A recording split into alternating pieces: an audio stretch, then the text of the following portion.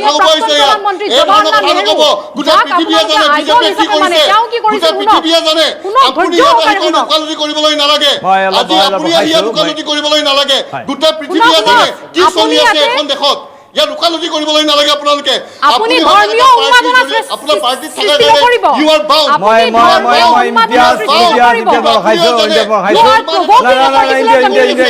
আজি uniform civil কোডৰ বিষয়ে এখানে স্থিতি কি আৰু কিহৰ কাৰণে ইয়াৰ বিৰুদ্ধে কি ক'ব বিচাৰিব চাওক এই ক্ষেত্ৰত আমছুৱে আমি এতিয়ালৈকে অফিচিয়েল একো আমাৰ ষ্টেটমেণ্ট দিয়া নাই বা তেনেধৰণৰ আমি এটা সিদ্ধান্তত উপনীত হোৱা নাই কিন্তু যিয়েই নহওক আমাৰ আগতে যোনবোৰ আলোচনা হৈছিল আমাৰো সেয়ে স্থিতি আছিল যে যিহেতু আৰ্টিকল 44টো এটা directive principles of state policy হয় এইটো মেণ্ডেটৰী নহয় বা যে এইটো এনফৰ্চ কৰিবই লাগিব এনে এক পৰিস্থিতি আহি পৰিছে যে সেইটো এনফৰ্চ নকৰিলে নহ'বগৈ তেনেকুৱা কথা নহয় কাৰণ আৰ্টিকল 44ৰ ওপৰত কনষ্টিটুৱেণ্ট এছেম্বলিত বহুত আৰ্গুমেণ্ট হৈছিল হিটেড আৰ্গুমেণ্ট হৈছিল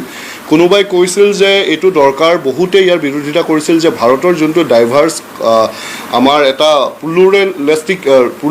প্লুৰেলিষ্টিক যোনটো ছ'চাইটি সেই ছ'চাইটিৰ যোনটো আমাৰ সৌন্দৰ্য সেই সৌন্দৰ্যটো নাইকিয়া হৈ যাব কাৰণ এইটো ছেল্ফ কণ্ট্ৰাডিক্টৰী হ'ব ইতিমধ্যে জুনেইদ খালিদ ডাঙৰীয়াই কৈছে আৰ্টিকল 25ত যি ধৰণে right to freedom of religion য'ত আমাক নিজৰ ধৰ্মটো প্ৰেক্টিছ কৰিবলৈ এটা আমাক সুবিধা দিয়া গৈছে ফ্ৰীডম দিয়া গৈছে আৰ্টিকল 29ত মাইনৰিটিজৰ কালচাৰ আৰু তেওঁলোকৰ প্ৰেক্টিচেছ প্ৰটেকশ্যনৰ কথা কৈছিল সেই সময়ছোৱাত আৰ্টিকল 44টো টানি আনি অৰ্থাৎ UCC টানি আনি আৰ্টিকল 25 আৰু 29 যোনবোৰ আমাৰ মৌলিক অধিকাৰত পৰে ফাণ্ডামেণ্টেল ৰাইটছৰ ছেকশ্যন হয় সেইখিনি ডাইলুট কৰা এটা চেষ্টা চলিব নেকি চেষ্টা হ'ব নেকি আৰু তেনেধৰণৰ যদি কণ্ট্ৰাডিকশ্যনছ তেনেধৰণৰ ধৰি লওক যদি কনফ্লিক্ট আহে তেতিয়াহ'লে ডেফিনেটলি এইটো আনকনষ্টিটিউচনেল হৈ পৰিব বা তেনেধৰণৰ বিষয়টোৰ ওপৰত আমি আদালতত দ্বাৰস্থ হোৱা বহু সুযোগ থাকিব আৰু লগতে ক'ব লাগিব যে অকল আৰ্টিকল 44ৰ ওপৰতে কিয় লাগিছে ইউনিফৰ্ম চিভিল কোডত যি সেইখিনি সময়ত প্ৰায় আৰ্টিকল 36ৰ পৰা আৰ্টিকল 51লৈকে প্ৰায় 15-16টাকৈ directive principle of state policy দাঙি ধৰিছিল সেইখিনি সময়ত কনষ্টিটুৱেণ্ট এছেম্বলি যেতিয়া দেশ সেইখিনি সময়ত প্ৰস্তুত হ'ব দেশ 100 বছৰ পিছত বা 150 বছৰ পিছত যেতিয়া প্ৰস্তুত হ'ব তেতিয়া দেশে সেইখিনি ইমপ্লিমেণ্ট কৰিব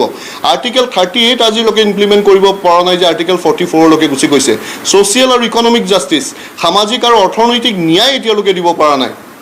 আৰ্টিকল 46ত উইকাৰ ছেকশ্যনৰ সম অধিকাৰ দিয়াৰ কথা আছিল তেওঁলোকে ইকনমিক ইণ্টাৰেষ্টৰ কথা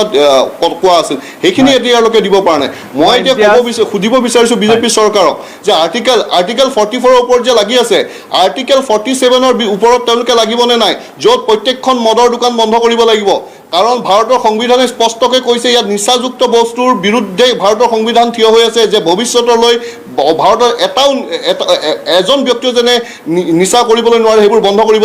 লাগিব তে বিজেপি চৰকাৰে দেখোন এখনৰ পাছত এখন লাইচেঞ্চ দি গৈ আছে মদৰ আমছুৱে এখানে কি স্থিতি গ্ৰহণ কৰিব চাওক ইতিমধ্যে বিজেপিৰ বক্তাজনৰ মই ৰিপ্ৰেজেণ্টেটিভজনৰ মই ভাষ্য শুনিলোঁ আৰু তেওঁৰ বক্তব্যৰ পৰা এনেধৰণৰ প্ৰকাশ পালে যে এই সমগ্ৰ গোটেই ইউনিফৰ্ম চিভিল কোডটো ক'ৰবাত না ক'ৰবাত মুছলমানসকলক মানে দৃষ্টি ৰাখিহে তেওঁলোকে এইটো এতিয়া আনিবলৈ বিচাৰিছে যে তেওঁ চাহবানো কেছৰ কথা ক'লে কিন্তু তেওঁলোকে এটা কথা চিন্তা কৰিব লাগে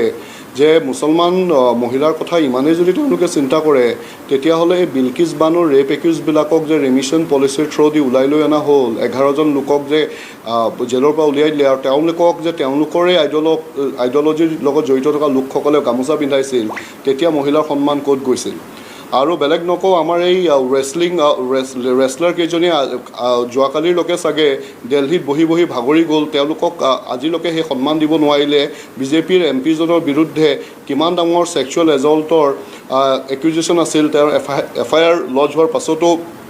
তেওঁৰ বিৰুদ্ধে একো এটা ষ্টেপছ ল'ব নোৱাৰিলে ট্ৰিপল তালাকৰ কথা ক'লে মই এজন মুছলমান ধৰ্মাৱলম্বী ল'ৰা মই অসমত বসবাস কৰোঁ আজিৰ তাৰিখলৈকে মই মোৰ চাৰিওফালে এজনো লোক মই দেখা নাপালোঁ য'ত ট্ৰিপল তালাকক লৈ পৰা আক্ৰান্ত হৈছে কোনোবা ক'ৰবাত মাইনত 1% বা বিল' ডেচিমেলত ক'ৰবাত থাকিব পাৰে যদিহে তেনেধৰণৰ পৰিৱেশ এটা সৃষ্টি হৈছে মুছলমান মহিলাৰ কথা চিন্তা কৰিছে তেতিয়াহ'লে বিজেপি চৰকাৰখনে অসমত এখন হোৱাইট পেপাৰ ষ্টেটমেণ্ট দিয়ক যে তেওঁলোকৰ ফাইনেন্সিয়েল ইকনমিকেল বা ছ'চিয়েল কণ্ডিশ্যনটো আপলিফ্ট কৰিবলৈ কেইজনক কিমান ক'ত চাকৰি দিয়া হ'ল তাৰ এটা হোৱাইট পেপাৰ ষ্টেটমেণ্ট দিয়ক আজি তেওঁলোকে মাদ্ৰাছা নপঢ়া বুলি কয় মাদ্ৰাছাত পঢ়িলে আগ নাবাঢ়িব বুলি কয় কিন্তু মেডিকেল কলেজত 2-4জন মুছলমান ল'ৰা ছোৱালীয়ে বেছিকৈ ছিট পোৱাৰ লগে লগে গোটেই আইন ভংগ কৰি তেওঁলোকে প্ৰায় 75% ৰিজাৰ্ভেশ্যন কৰি দিয়ে আৰু অকল 375 ছিটছহে অপেন ৰাখে এইবিলাক ধৰণৰ তেওঁলোকৰ যোনবোৰ মানে কণ্ট্ৰাডিক্টৰী ষ্টেটমেণ্ট আমি কিন্তু শুনি আছোঁ চাওক অকল ইতিমধ্যে চৰ্চা হৈছে যে অকল মুছলমানৰে অকল প্ৰেক্টিচেছ নহয় আজি নাগালেণ্ডৰ আমাৰ যোনবোৰ কাষ্টমাৰী ল আছে কি হ'ব মই বেলেগ কথা নকওঁ গোৱাত ইভেন গোৱাৰ যোনটো প্ৰেক্টিচ আছে ইভেন হিন্দু লোকসকলেও তাত প্ৰেক্টিচ কৰে যে এজনী মহিলাই যদি নিজৰ বয়স 25-30 বছৰ হোৱালৈকে নিজৰ গিৰিয়েকক বা সেই পৰিয়ালক এটা ল'ৰা সন্তান দিব পৰা নাই তেতিয়াহ'লে তেওঁ দ্বিতীয়বাৰ বিয়া পাতিব পাৰে তে এইবোৰ প্ৰেক্টিচেছ ক'ত যাব আৰু তেওঁ হিন্দু ছাকচেছন এক্টৰ কথা কৈছে হিন্দু মাইনৰিটি এণ্ড গাৰ্জেনশ্বিপ এক্টৰ কথা কৈছে হয় কিন্তু এইবোৰ চব হিন্দু এক্ট হয় নতুন এখন এক্ট আহিলে সেইবোৰ কি এক্ট হ'ব আজি উইলবোৰ আজি ইছলামত উইলৰ কথাটো আজি ৰেকগনাইজ নকৰে এতিয়া কোনো আমাৰ ক্ষেত্ৰত এতিয়া হিন্দুৰ যোনটো উইলৰ প্ৰতি ব্যৱস্থা আছে প্ৰবেটৰ কথাখিনি আছে সেইখিনি আমাৰ ওপৰত জাপি দিয়া হ'ব নেকি এনেধৰণৰ বহু কথা আছে চাওক ইতিমধ্যে অকল ভাৰততে নহয় সমগ্ৰ পৃথিৱীত এটা পৰিৱেশ এটা সৃষ্টি হৈছে ক'ৰবাত না ক'ৰবাত মাইনৰিটি ৰাইটছ ইয়াত ডাইলুট কৰা হৈছে দেশৰ প্ৰধানমন্ত্ৰীয়ে যোনে অসম কেতিয়াও নিজৰ 10 বছৰ কাৰ্যকালত আমি ইয়াত প্ৰেছ কনফাৰেন্স কৰা দেখা নাপালোঁ USA প্ৰেছ কনফাৰেন্সত থিয় হোৱাৰ লগে লগে এটা এম্বেৰেচিং প্ৰশ্নৰ সন্মুখীন হ'ব লগাত পৰিল য'ত ময়ো অলপমান দুখ প্ৰকাশ কৰিছোঁ যে মোৰ দেশৰ প্ৰধানমন্ত্ৰীয়ে তাত গৈ আজি মাইনৰিটি ৰাইটছৰ ওপৰত প্ৰশ্নৰ উত্থাপন হ'ল তেওঁ ভৰি দিয়াৰ লগে লগে এখন দেশৰ প্ৰাক্তন ৰাষ্ট্ৰপ্ৰধানে USৰ প্ৰাক্তন ৰাষ্ট্ৰপ্ৰধানে এই কথা লৈ কাৰণে প্ৰশ্ন উত্থাপন কৰি দিলে এনে পৰিৱেশ চলি থকাৰ অৱস্থাত আজি মুছলিমছৰ ওপৰত যি হাৰাশাস্তি এটা পৰিৱেশ সৃষ্টি হৈছে মই বেলেগ কথা নকওঁ মই তেজপুৰত আহিছোঁ যোৱাকালি ৰাতি মোৰ শোণিতপুৰ জিলা অন্তৰ্গত ৰাঙাপাৰা সমষ্টিৰ এখন মছজিদৰ ওপৰত আক্ৰমণ হৈছে এই কথা কোনোৱে নাজানে এই যোনটো এটা ভয় হিংসাৰ যোনটো এটা পৰিৱেশ চলি আছে যে এই পৰিৱেশবিলাকৰ পৰা আপোনালোকে মানুহখিনিক আপোনালোকৰে ভাই ভনী হয় কোনো বেলেগ নহয় ধৰ্মটো বেলেগ হিচাপে পালন কৰিছে তেওঁলোকক আশ্বস্ত কৰিব লাগে নে তেওঁলোকৰ অধিকাৰত বাৰম্বাৰ ইণ্টাৰফেয়াৰ কৰি থাকিব লাগে কেইদিনমান আগত ডিব্ৰুগড়ৰ মছজিদত কেইদিনমান আগতে চৌকত আলীৰ ওপৰত অত্যাচাৰ হৈছিলে বিশ্বনাথত এই অসমতে যি এটা ইনটলাৰেঞ্চৰ এটা পৰিৱেশ সৃষ্টি হৈছে ক'ৰবাত 2-4জন মানুহ থিয় কৰি কাৰণে আপোনালোকৰ ছাপৰ্টত দুটা কথা কৈ দিলে নহ'ব আমাৰ কথা হ'ল আমাক কথা দিয়া গৈছিল 1947 চনত দেশ বিভাজনৰ সময়ত যে এখন দেশ সেকুলাৰ দেশ হ'ব ইয়াত সম অধিকাৰ যাব ইলেকশনৰ প্ৰাক মুহূৰ্তত মছজিদত আক্ৰমণৰ বাবে আপুনি যদি প্ৰমাণ কৰিব পাৰে ও বাইদেউ এই ষ্টুডিঅত বহিলৈ এই ষ্টুডিঅত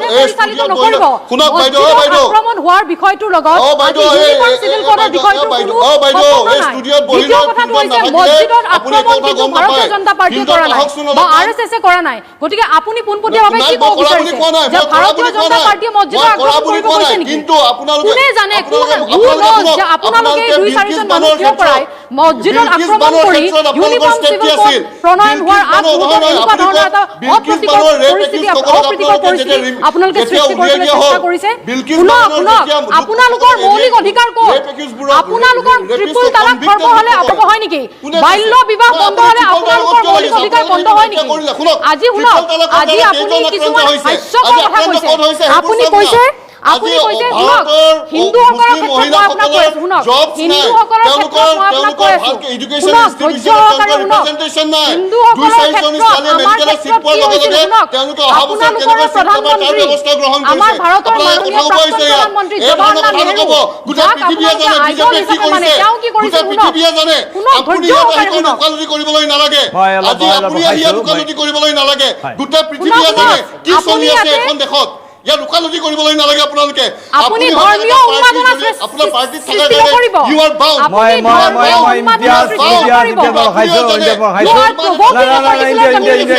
আজি ইউনিফৰ্ম সিভিল কোডৰ বিষয়ে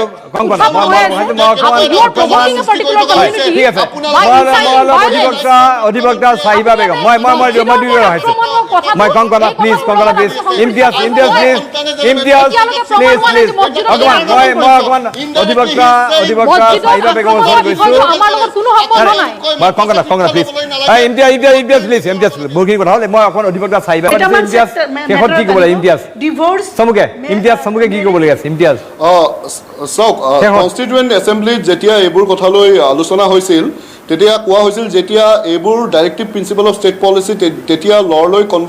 হেৰি কৰা হ'ব কনভাৰ্ট কৰা হ'ব when the country will be ready এতিয়া আমাৰ ডিবেটৰ পৰাই এইটো কথা প্ৰমাণ হৈছে যে দেশখন এতিয়াও ৰেডি হোৱা নাই এনেধৰণৰ